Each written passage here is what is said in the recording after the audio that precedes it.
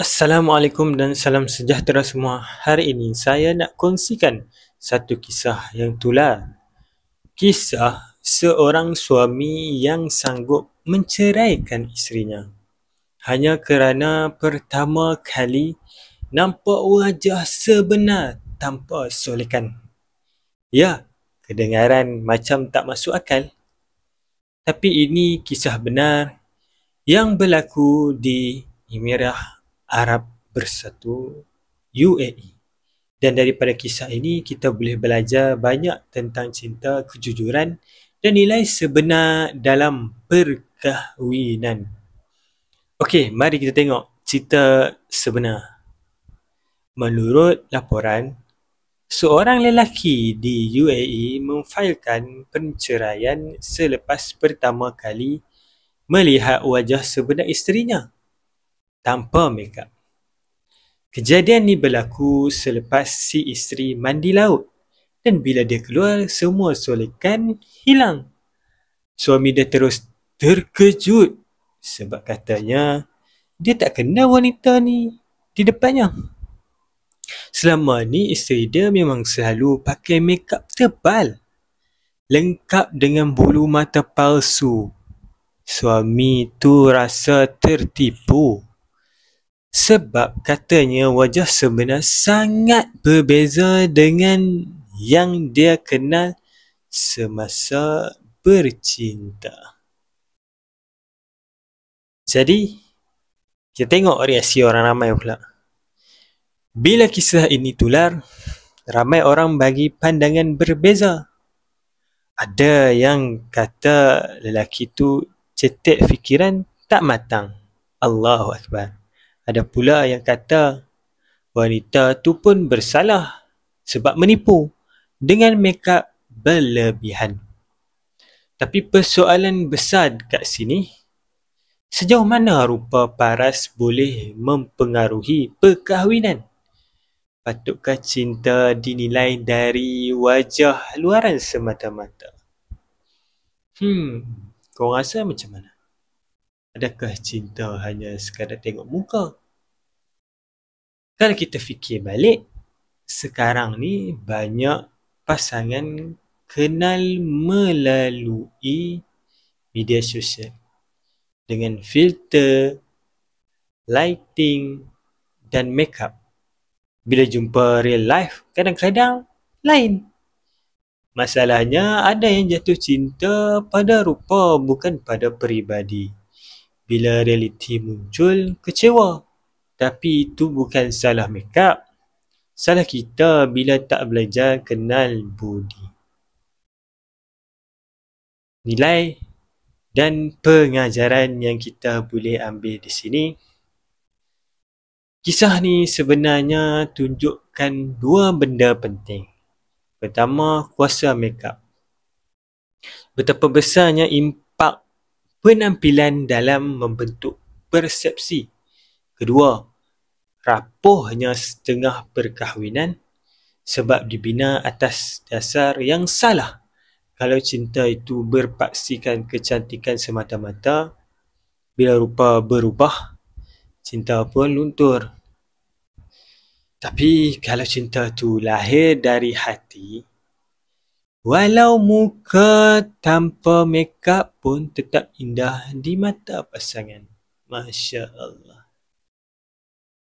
Jadi nasihat kepada kita semua,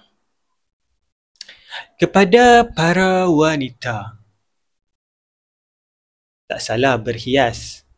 Sebab Islam pun suka kita tampil cantik untuk pasangan, bukan untuk orang lain, bukan untuk orang luar. Untuk suami sahaja. Tapi jangan sampai jadi topeng yang buat orang lain tak kenal siapa diri kita sebenar. Dan kepada para lelaki, belajarlah mencintai dengan mata hati, bukan mata kepala. Kecantikan luaran akan pudar, tapi keikhlasan dan kasih sayang itu yang akan kekal. InsyaAllah. Jadi, perkahwinan kita ni, bila kita dah berkahwin, kita kenalah berlapang dada. Dan janganlah kita berkahwin ni sebab kita suka isteri kita cantik sebab kecantikan dia. First kali kita kena tengoklah agama tu. Dan tempat baik yang terbaik adalah bagi wanita adalah di rumah. Bukannya keluar pergi bekerja. Tapi hari ini keadaan mendesak menyebabkan kita tidak cukup. Sedangkan kehidupan kita ni mudah saja, tak perlu pun nak ada macam-macam benda. Kalau kereta tu tak perlulah, kalau tak mampu belilah second hand. Tak payah nak berhutang, buat luar riba, berperang dengan Allah Subhanahu Wa Taala. Rumah kalau boleh mampu beli, janganlah elakkanlah diri daripada buat luar riba 30 tahun, 35 tahun. Macam mana kita nak berhadapan dengan Allah Subhanahu Wa Taala? Adakah kita hari ini yakin kita akan boleh hidup lagi 30 tahun, 35 tahun yang ke depan? Sama-samalah kita fikirkan. Sedangkan dosa riba ni, Allah isytihar perang dengan orang yang buat riba. Jadi dekat akhirat, macam mana kita nak bertemu dengan Allah kalau kita buat, dan Allah Subhanahu Wa Taala isytihar perang kepada kita. Macam mana kita nak dapat redha Allah Subhanahu Wa Taala? Sama-samalah kita fikirkan. Dan wanita tak salah nak berhias. Memang hakikatnya tak salah. Tapi berhias bukannya untuk pergi keluar, untuk pergi mana-mana kita kena pakai cantik-cantik. Tak boleh. Depan suami sahaja perlu bercantik-cantik, pakai wangi-wangian yang berlebihan. Janganlah kita ikut hawa nafsu. Sedangkan Islam ni adalah cara hidup. Kita tak bolehlah nak ikut cara orang kafara tu hidup. Dia tengok orang kafara boleh buat luar riba, ada kereta mewah, rumah besar. Takkan kita hari ini terkesan dengan cara hidup mereka yang hakikatnya tak beriman pun kepada Allah Subhanahu Wa Taala. Malah bukan tu saja, tak beriman kepada hari akhirat itu. Mereka menganggap dunia ni hanya untuk nak capai apa yang kita dapat. Tempiaskan hawa nafsu. Tak boleh macam tu.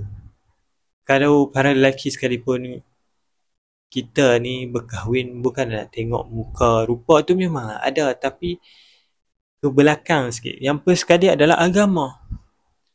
Cantik itu adalah bonus. Tapi kalau dah berkahwin, nak bercerai sebab itu, Allahu Akbar. Nampak sangat kita hari ni ikut hawa nafsu, bukannya ikut kehendak Allah Subhanahu Wa Taala. Kita kena terimalah qada dan qadar Allah Subhanahu Wa Taala. Kalau kita dijodohkan dengan itu, sebab kita yang memilih dahulu, lepas tu Allah Subhanahu Wa Taala yang bagi. Kan? Dah kita yang pilih. Jadi kita kena terima. Kan, apapun memanglah kita pilih, tapi Allah yang izinkan. Jadi kita tak bolehlah nak melawan takdir. Dan bila kita berkahwin ni, kita kena tahu tanggungjawab. Sama-samalah kita kembali kepada Islam yang sebenar, insya-Allah. Kesimpulannya, kisah ni bukan sekadar cerita pelik, tapi cerminan untuk kita semua. Jangan tertipu dengan rupa, tapi kenal isi hati. Dan kalau kita nak bina rumah tangga, bina atas kejujuran, bukan lakonan. Kalau korang setuju dengan pandangan ini, jangan lupa tekan like, komen pendapat korang. Korang punya macam mana? Agak-agak patut tak lelaki ni cerai isteri dia? Takkan disebabkan isteri dia pakai makeup tebal-tebal, makeup tu hilang, terus suami minta cerai? Kau rasa patut tak suami dia buat macam tu? Cubalah korang komen. Nak juga dengar pendapat korang ni. Sama-samalah kita ambil pengajaran atas apa yang berlaku ni. Dan subscribe channel ni untuk lebih banyak kisah realiti yang penuh pengajaran, insya-Allah. Terima kasih sebab menonton sehingga habis. Moga-moga Allah Subhanahu Wa Taala bagi kefahaman dalam agama. Semoga kita semua belajar suatu hari ini. InsyaAllah. Assalamualaikum warahmatullahi wabarakatuh.